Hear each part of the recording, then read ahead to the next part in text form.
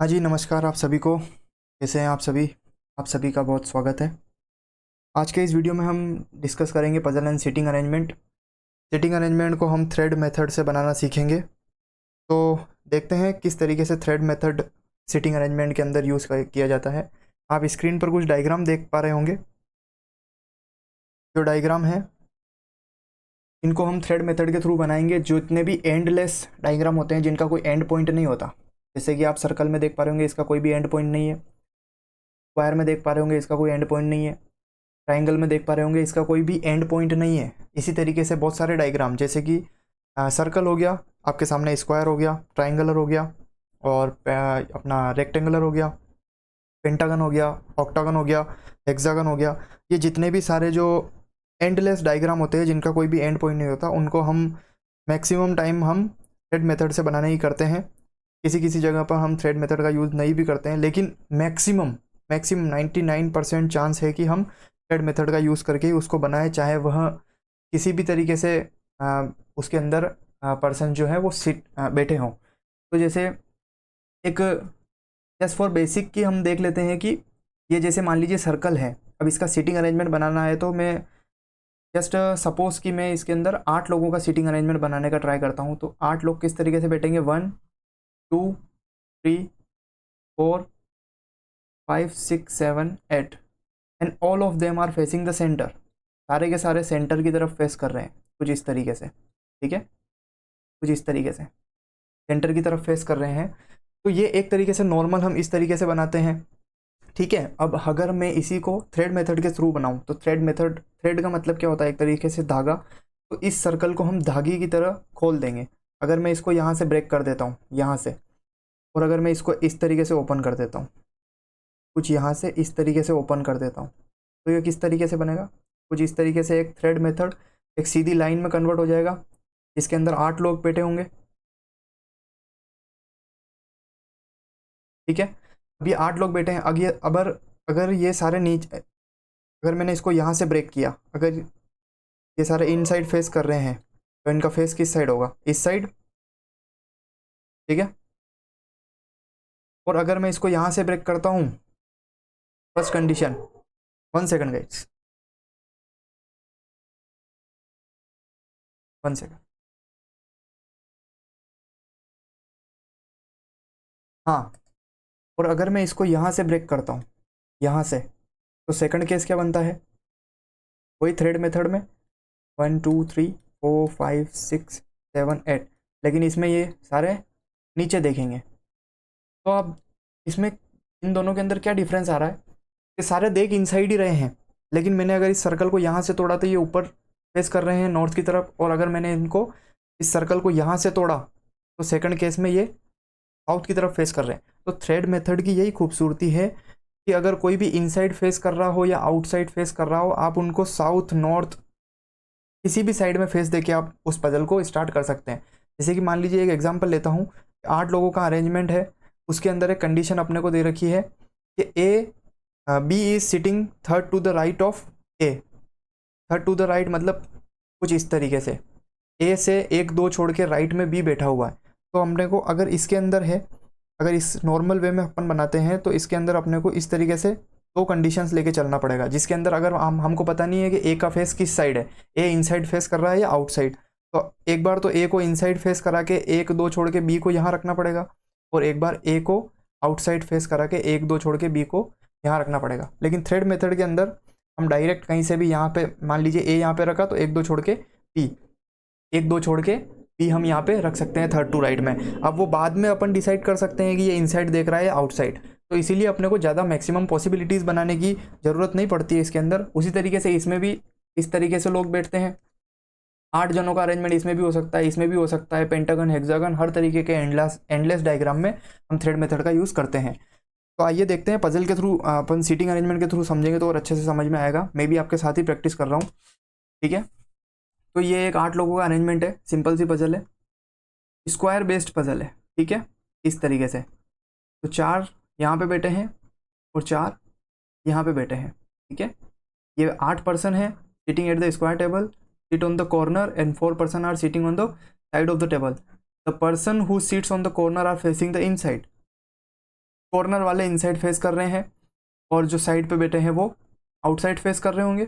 Person who sits on the sides are facing outside the center. अगर मैं इसको यहाँ से ब्रेक कर दूँ, ठीक है, तो किस तरीके से बनेगा, ये एक सिंपल थ्रेड मेथड बन जाएगा। सीधी लाइन 1 2 3 4 5 6 7 8। अब अगर जैसे इनसाइड देख रहे थे सारे एक तरफ फेस कर रहे थे, अब ये इनसाइड आउटसाइड है, तो क्या मैं इसको नॉर्थ साउथ करके बना सकता हूँ, एक नॉर्थ एक साउथ, एक नॉर्थ एक साउथ, नॉर्थ साउथ, ये नॉर्थ ये साउथ। अब इस तरीके से, अब अपने को इसमें नहीं पता है कि कौन इनसाइड फेस कर रहा है या कौन आउटसाइड, थ्रेड मेथड के अंदर अभी अपने को नहीं पता है, वो हम कंडीशंस नोट करेंगे, उसके थ्रू अपने को पता पड़ जाएगा कि इनमें से कौन कॉर्नर पे बैठा हुआ है और कौन साइड पे बैठा हुआ है। तो कंडीशन नोट करते हैं, V sits third to the right of W. Third to the right of W का मतलब होता है बीच के अंदर 2 person, fourth to the right हो जाएगा तो बीच में 3, सेकंड टू राइट हो जाएगा तो बीच में 1 पर्सन, सेकंड टू लेफ्ट हो जाएगा तो भी बीच में 1 पर्सन, लेफ्ट राइट चलता रहेगा, लेकिन अगर थर्ड टू राइट बोला है तो बीच में 2 पर्सन। तो V sits third to the right of W, sorry V sits third to the right of W, W के थर्ड टू राइट में वी बैठा हुआ है। Z sits immediate right of U, Z sits immediate right of U, कुछ इस तरीके से। U who faces the same direction as W, तो यू और डब्ल्यू सेम डायरेक्शन फेस करते हैं, ठीक है।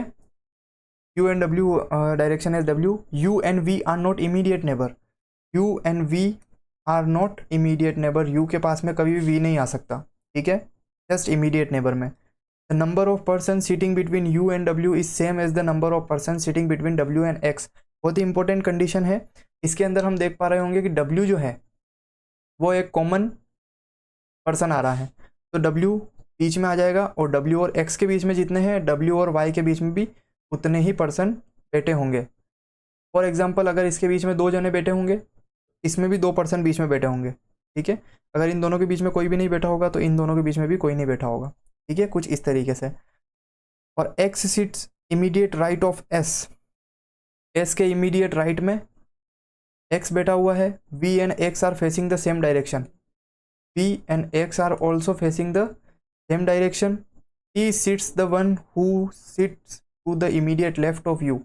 देखिए यू के इमीडिएट लेफ्ट में जो पर्सन बैठा है, ठीक है, ये वाला यू के इमीडिएट लेफ्ट में जो पर्सन बैठा है उससे फेस करके, मतलब उसको फेस करेगा कौन, टी, ठीक है। अब ये फेसिंग वाली कंडीशन भी आपको बता देता हूँ कि मान लीजिए कि 8 लोगों का अरेंजमेंट है, 8 लोगों के अरेंजमेंट में अगर ऐसी कंडीशन दे रखी हो कि first person is facing the second person, तो उन फर्स्ट और सेकंड पर्सन के बीच में 3 लोग बैठे होंगे।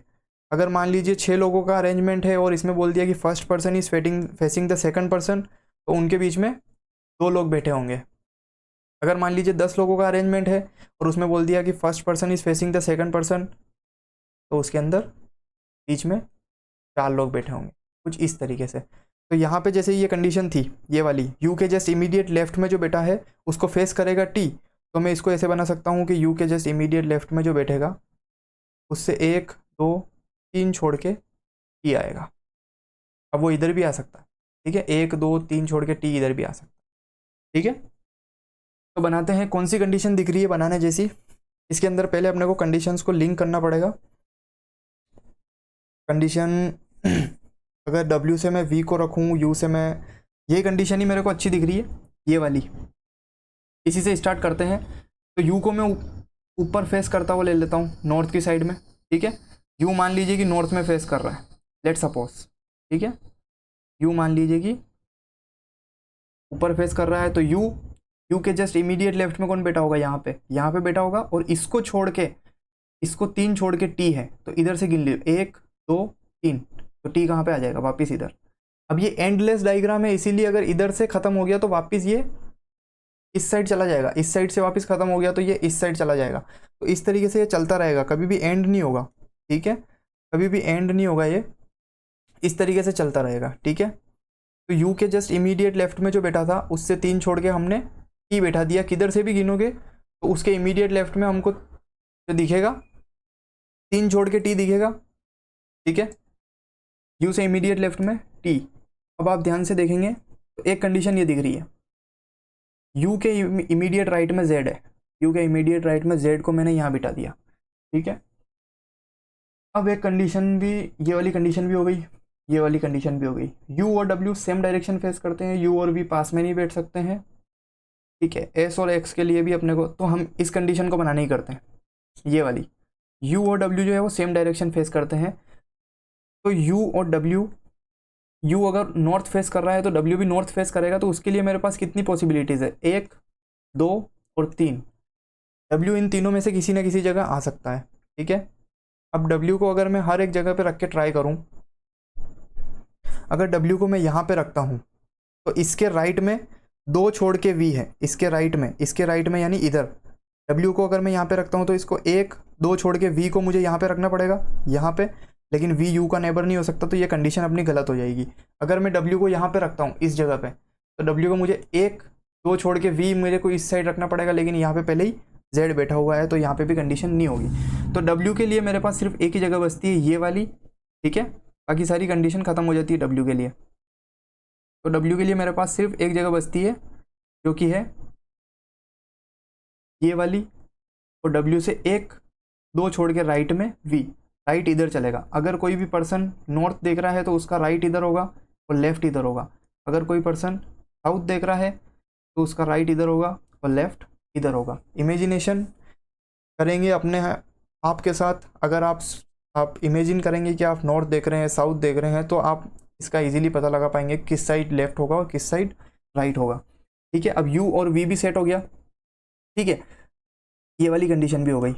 अब सिर्फ ये वाली कंडीशन देखना आप, एस और एक्स वाली, ये दोनों साथ में बैठे हुए हैं, और साथ में बिठाने के लिए मेरे पास सिर्फ मेरे को एक ही जगह दिख रही है, ये और ये और ये वाली, ये और ये वाली। एस और एक्स को मैं यहीं पे बिठा सकता हूँ, और एक्स जो है वो वी के डायरेक्शन सेम डायरेक्शन फेस करता है, तो वी किस डायरेक्शन में फेस कर रहा है, नीचे, तो एक्स किस डायरेक्शन में फेस करेगा, एक्स इस साइड में फेस करेगा, और इसके जस्ट तो राइट के, एस के इमीडिएट राइट में एक्स भी हो गया, और जो बच रहा है, क्या बच रहा है, एलिमेंट वाई, जो वाई बच रहा था वही हो गया। ये पजल अपनी सोल्व हो गई बहुत ही इजी तरीके से। अगर मैं इसको वापस उसी में बना के बताऊँ आपको, इसके अंदर स्क्वायर के अंदर भी अगर अपन इसको बना के देखें तो ये किस तरीके से बनेगी, अगर स्क्वायर के अंदर इसको बनाए तो, कि ये है स्क्वायर 1 2 3 4 5 6 7 8, सॉरी ये आउटसाइड है, ये भी आउटसाइड फेस कर रहे हैं, ये भी आउटसाइड फेस कर रहा है, ये भी आउटसाइड, ये इनसाइड फेस कर रहा है, ये इनसाइड फेस कर रहा है, ये इनसाइड फेस कर रहा है, ये इनसाइड फेस कर रहा है, ठीक है। अब अगर मैं 1 से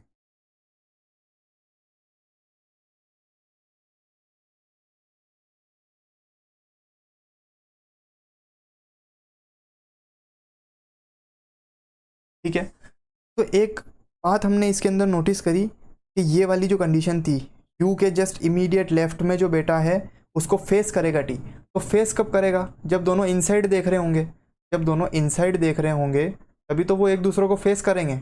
ये इसका मतलब ये वाला कॉर्नर पे बैठा है, ये वाला टी, और फिर इसके बाद में जेड एक्स एंड वी, ये सारे जो हैं वो कॉर्नर पे बैठे हुए होंगे, ठीक है। तो नीचे का मतलब क्या हो गया, इन, और ये क्या हो गया, कॉर्नर, मतलब जो नीचे नीचे फेस कर रहे हैं वो इनसाइड देख रहे हैं, और जो ऊपर फेस कर रहे हैं वो आउटसाइड देख रहे हैं, और वो बैठे हैं साइड्स पर, ठीक है। तो बनाते हैं इसको, जैसे कि मान लीजिए एक कॉर्नर पे रख के बना लेते हैं। मान लीजिए इस वी से स्टार्ट करता हूँ, वी को मैं यहाँ रखता हूँ, तो वी के राइट में आपको कौन दिख रहा है, वी के राइट में इधर की साइड में होगा, क्योंकि वी नीचे देख रहा है, तो वी के राइट में यहाँ पे क्या आ जाएगा, वाई, फिर वाई से वापस इधर चल चलो, वाई से वापस इधर चल चलो, वाई से वापस इस साइड, ठीक है। वाई से T W Z you x S, ये इस तरीके से पजल बन जाएगी। अब अगर मैं इसको बिना थ्रेड मेथड के बनाता ना, तो मेरे को फर्स्ट में भी कितनी पॉसिबिलिटीज़ लेनी पड़ती, यू को पहले इनसाइड फेस करवाना पड़ता, आउटसाइड फेस करवाना पड़ता, कुछ इस तरीके से। लेकिन ये तो पजल सिंपल थी, तो अपने को पता था कि ये वाला जो है वो इनसाइड फेस करेगा, तो अपन इसको कॉर्नर पर रख के की को भी कॉर्नर पर रख देते हैं, ठीक है। तो इस तरीके से थ्रेड मेथड का यूज़ करते हैं। आगे आने वाली वीडियोज़ में भी हम इसी तरीके से थ्रेड मेथड का यूज़ करके पजल वजल बनाएंगे और कुछ दूसरी डिफरेंट टाइप की पजल की भी प्रैक्टिस करेंगे। बस ये एक बेसिक था कि थ्रेड मेथड किस तरीके से यूज़ होता है, इसके लिए ये वीडियो अपन ने बनाया है। थ्रेड मेथड किस तरीके से यूज़ होता है इस तरीके की पजल, एंडलेस डायग्राम के पजल को बनाने के लिए। तो थैंक यू एवरीवन, आज के लिए इतना ही। आप सभी का बहुत बहुत धन्यवाद।